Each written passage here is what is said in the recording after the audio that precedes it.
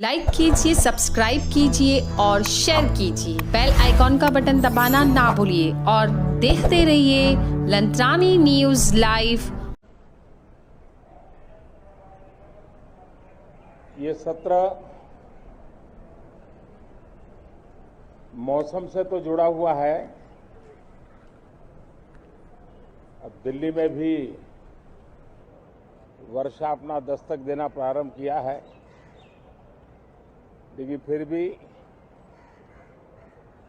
न बाहर की गर्मी कम हो रही है और पता नहीं अंदर भी गर्मी कम होगी कि नहीं होगी।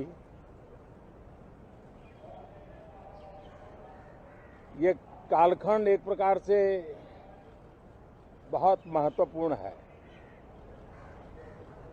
ये आजादी के अमृत महोत्सव का कालखंड है।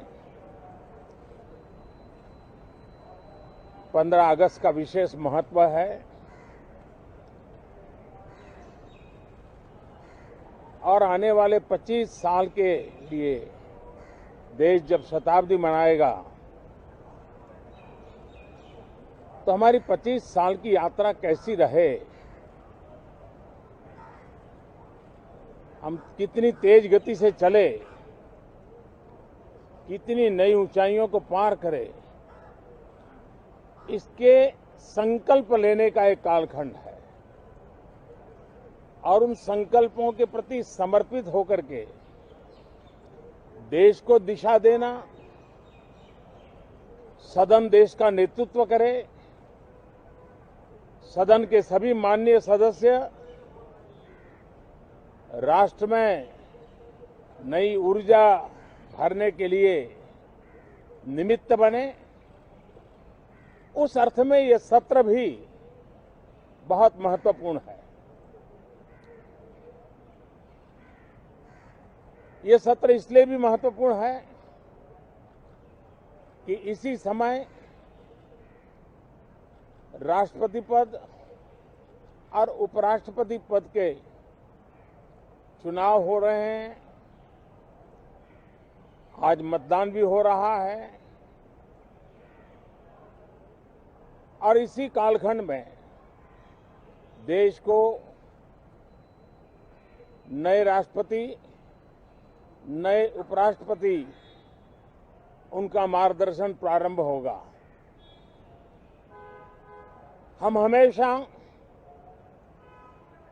सदन को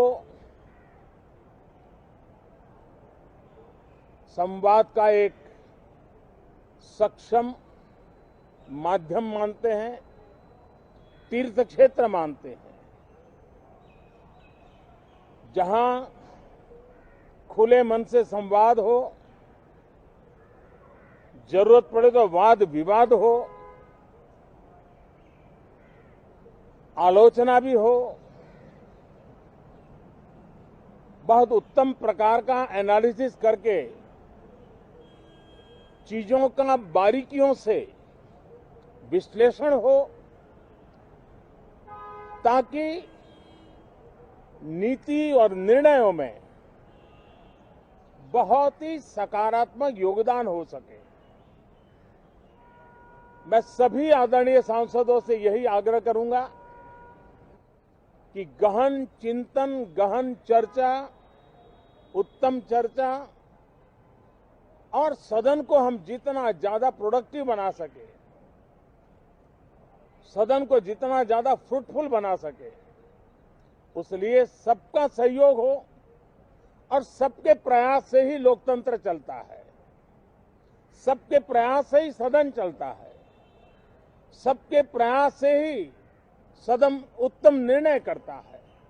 और इसलिए सदन की गरिमा बढ़ाने के लिए भी हम सब अपने कर्तव्यों का निर्वाह करते हुए इस सत्र का राष्ट्रहित में सर्वाधिक उपयोग करें और हर पल याद रखें कि आजादी के लिए जिन्होंने अपनी जवानी खपा दी, अपना जीवन खपा दिया, जिंदगी जेलों में काटी, कुछ ने शहादत स्वीकार की, उनके सपनों को ध्यान में रखते हुए और जब 15 अगस्त सामने है तब सदन का सर्वाधिक सकारात्मक उपयोग हो, यही मेरी सबसे प्रार्थना है। आप सबका भी बहुत बहुत धन्यवाद। लाइक कीजिए, सब्सक्राइब कीजिए और शेयर कीजिए। बेल आइकॉन का बटन दबाना ना भूलिए और देखते रहिए लंत्रानी न्यूज़ लाइव।